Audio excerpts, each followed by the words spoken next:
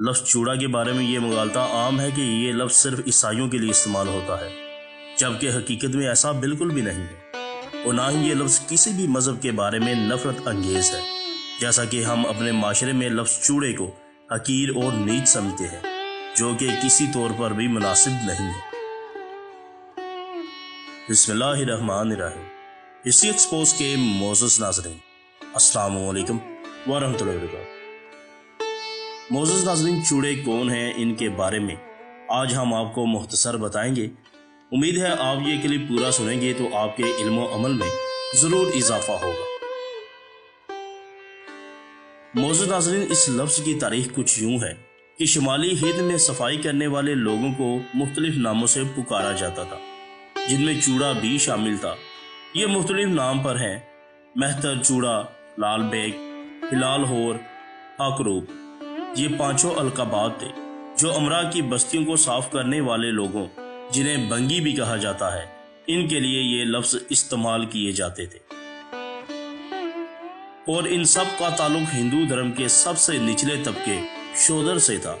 آنے والے وقتوں میں مختلف القابات میں سے چوڑا کہلانے یا یوں کہہ لیجئے کہے جانے والے کثیر تعداد میں ہوتے گئے، اور بعد میں یہ چوڑے لوگ باقاعدہ ایک ذات بن گئی۔ چونکہ ناظرین، کلپ میں ہم پہلے ہی عرض کر چکے ہیں کہ یہ ہندو مذہب کا شودر طبقہ تھا، جو انتہائی پستی کی حالت میں پسے ہوئے لوگ تھے، اور وقت کے ساتھ ساتھ یہ لوگ دوسرے مختلف مذاہب اختیار کرتے گئے۔ شروع میں چوڑا ذات کی اکثریت نے گرو نانک صاحب کا سکھ مذہب اختیار کر لیا۔ اسی وجہ سے برصغیر میں سب سے زیادہ چوڑے بھارتی پنجاب کے دیہی علاقوں میں آباد ہیں، اور ان کی تھوڑی تعداد اپنے پرانے مذہب ہندو مت پر ہی قائم رہی، جنہیں والمکس ازم بھی کہا جاتا ہے۔ جبکہ مغربی ہند کے پسے ہوئے ان ہندو چوڑے طبقوں نے عیسائیت قبول کر لی، جو اب موجودہ پاکستان میں آباد ہے۔ معزز ناظرین، حیرانگی کی بات شاید یہ بھی آپ کے لیے ہو کہ بہت تھوڑی تعداد میں چوڑے مسلمان بھی ہیں۔ یہ وہ شادر ہندو چوڑے تھے جو جامعہ مسجد دلی کے آس پاس آباد تھے، اور جو ہندو شادروں سے مسلمان ہوئے تھے۔ لیکن 1820-30 سے لے کر آنے والے 100 سال میں عیسائیت مذہب بہت تیزی سے برصغیر میں پھیلا، اور یہ لوگ بھی تیزی سے عیسائی ہونا شروع ہو گئے۔ بہرحال برصغیر میں ابھی بھی مسلمان چوڑوں کی ایک قلیل تعداد آباد ہے، جو مسلی یعنی مسلم چوڑے کہلاتے ہیں۔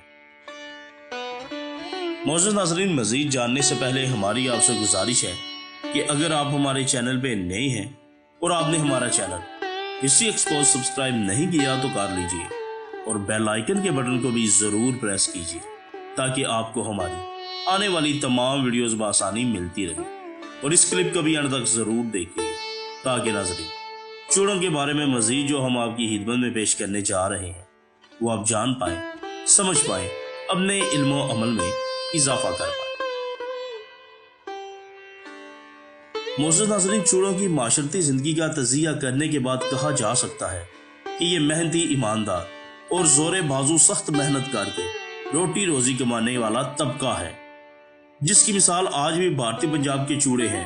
بھارتی پنجاب کے یہ چوڑے زیادہ تر پنجابی کسانوں کے ساتھ موالیوں کا کام کرتے ہیں، جن کے ذمہ جانوروں کی دیکھ بھال اور کھیتوں میں کام کاج ہے۔ سکھ چوڑے اپنے آپ کو مذاہبی بھی کہلاتے ہیں۔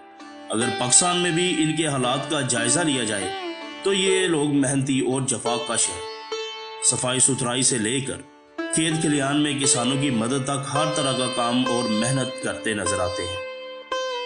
پنجابی زبان کے نامور شاعر میاں محمد بخش صاحب رحمۃ اللہ علیہ نے اپنے ایک شعر میں لفظ چوڑے کا استعمال کیا ہے، اور میاں صاحب رحمۃ اللہ علیہ فرماتے ہیں: بے حیائی دے حلوے نالوں ساگ سرسوں دا چنگا، بے حیائی دے حلوے نالوں ساگ سرسوں دا چنگا، بے غیرت دی یاری نالوں سنگ چوڑے دا چنگا۔ میاں محمد بخش صاحب رحمۃ اللہ علیہ نے اپنے اس شعر میں اس طبقے کی اسی عظمت کو ایک عظیم اشتہارے کے طور پر استعمال کیا ہے۔ شعر کے سیاق و سباق اور مرکزی خیال کو دیکھا جائے تو یہاں لفظ بے غیرت کا مطلب حرام خور، حرام کھانے والا یا محنت کر کے نہ کھانے والے کو کہا گیا ہے، تو اس کی دوستی کی نسبت سے یہ چوڑا بہتر ہے، جو معاشرتی لحاظ سے پست ترین ہے، لیکن حق حلال کی روٹی روزی کما کر گزارا کرتا ہے۔ تو معزز ناظرین، آپ کو آج کا ہمارا یہ کلپ کیسا لگا؟ چوڑوں کے بارے میں جو ہم نے آپ کو بتایا، کچھ خیالات تھے، کچھ مغالطے تھے جو ہم نے کلیئر کیے، آپ کو کیسا لگا ان کا مختصر تعارف کمنٹ سیکشن میں اپنی رائے کا اظہار کرنا ہرگز نہ بھولیے گا۔ ہم آپ کے منتظر رہیں گے، دعاؤں میں بھی ہمیں ضرور یاد رکھیے گا۔ ملتے ہیں ایک نئے خاص بہترین۔ اللہ نگہبان۔